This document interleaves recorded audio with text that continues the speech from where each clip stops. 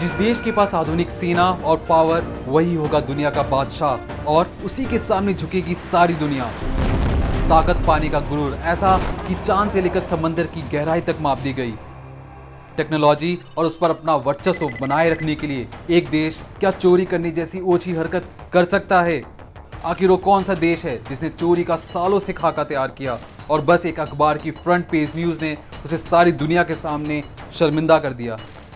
चौंकिए मत, आज हैरत अंगेज सीरीज में चीन की नहीं, हम बात करेंगे अमेरिका के सीक्रेट प्रोजेक्ट की। चोरी की मंशा रूसी टेक्नोलॉजी, रूसी न्यूक्लियर मिसाइल, रूसी संचार तंत्र चोरी करने की थी। इन सब का ऑल इन पैक अमेरिका को रूस की सबमरीन चुरा कर मिलने वाला था, जिसका अमेरिका की खुफिया एजेंसी CIA ने नाम दिया प्रोजेक्ट एज़ोरियन। 60 के दशक में जब अमेरिका और रूस को स्पेस में जाने की होड़ मची हुई थी, रूस ने सबसे पहले इंसान को स्पेस में भेजा।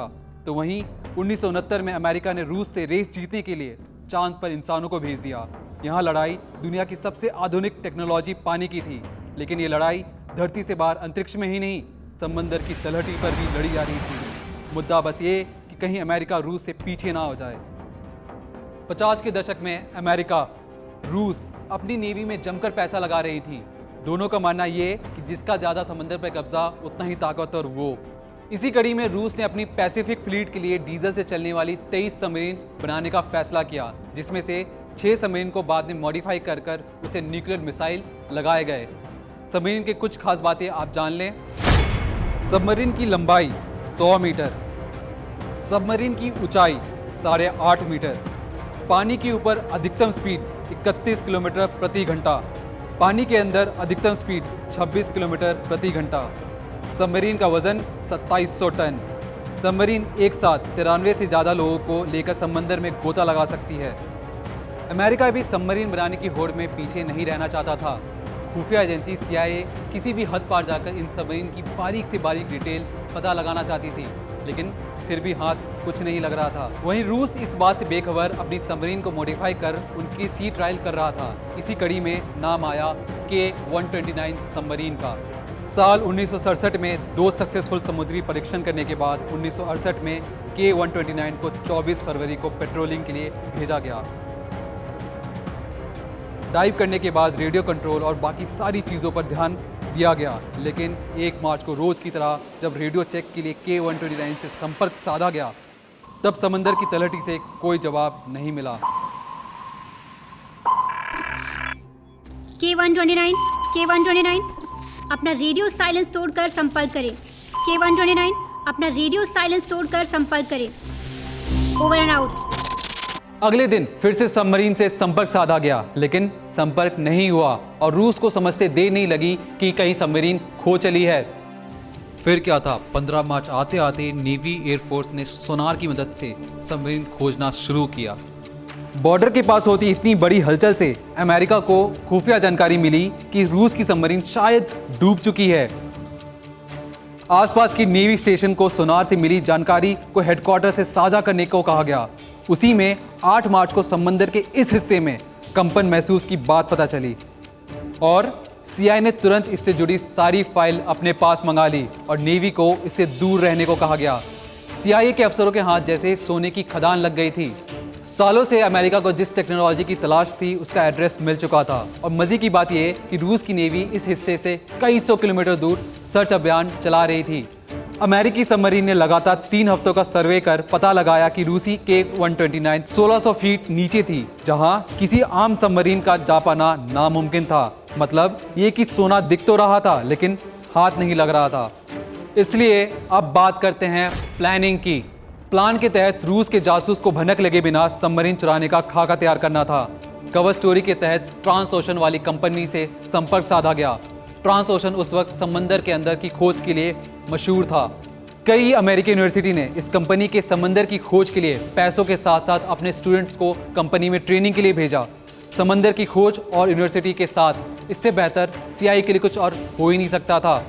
ट्रांस ओशन से कहा गया कि वो साइंस की आड़ में ह्यूगस ग्लोमर एक्सप्लोरर नाम की शिप बनाए। ह्यूगस ग्लोमर एक्सप्लोरर जहाज़ की लंबाई 189 मीटर, जहाज़ का बीम 35 मीटर, जहाज़ की स्पीड 19 किलोमीटर प्रति घंटा। जहाज का वजन 51,000 टन। खासियत साइंस के लिए समंदर की तलहटी पर खोज करना। बनाने की लागत 2,615 करोड़ 17 लाख। सबमरीन डूबने के 6 साल बाद यानी 1975 को ह्यूगस ग्लोमर उस जगह जाने को तैयार था। इससे पहले ना ही रूस ना ही अमेरिकी प्रेस को इसकी भनक लगी। ह्यूगस ग्लोमर बिना मिलिट्री के लोगों को CIA की बताई उस जगह पहुंचा जहां रूसी सबमरीन के डूबे होने का शक था। लेकिन जहाज के कैप्टन के होश पास में रूसी नेवी के जहाज को देखकर उड़ गए। रूसी नेवी ने ह्यूगस ग्लोमर पर शक तो किया, लेकिन खुफिया इनपुट ना होने की वजह से वो कुछ नहीं कर पा रहे थे। वहीं डरते डरते ह्यूगस ग्लोमर CIA के सबमरीन चुराने के सपने को सच करने में लगा था। इसी बीच रूस के सिपाहियों ने उनके जहाज को अचानक से इंस्पेक्शन भी किया, लेकिन हाथ कुछ नहीं लगा। 18 मार्च 1975 का दिन।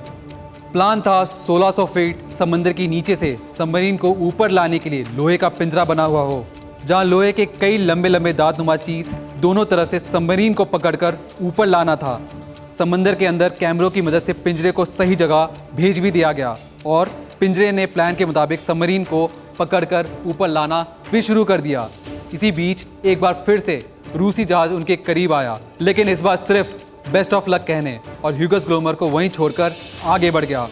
ऊपर मामला संभला ही था कि अचानक से पिंजरे के लोहे की कुछ दांत टूटने के साथ एक जोरदार आवाज से सबमरीन का पिछला हिस्सा टूटकर नीचे गिर गया और आगे वाले हिस्से को किसी तरीके से ऊपर लाया जा सका। समंदर के नीचे हुई इस हलचल से कप्तान के होश उड़ गए और तुरंत उस जगह को छोड़कर भागना चाहता था। शायद उसे रूसी नेवी का डर सता रहा था। सबमरीन के आगे के हिस्से से CIA को सिर्फ उनकी सूचना प्रणाली का पता चला और सबमरीन के 98 नाविकों में से 6 के शव बरामद किए गए।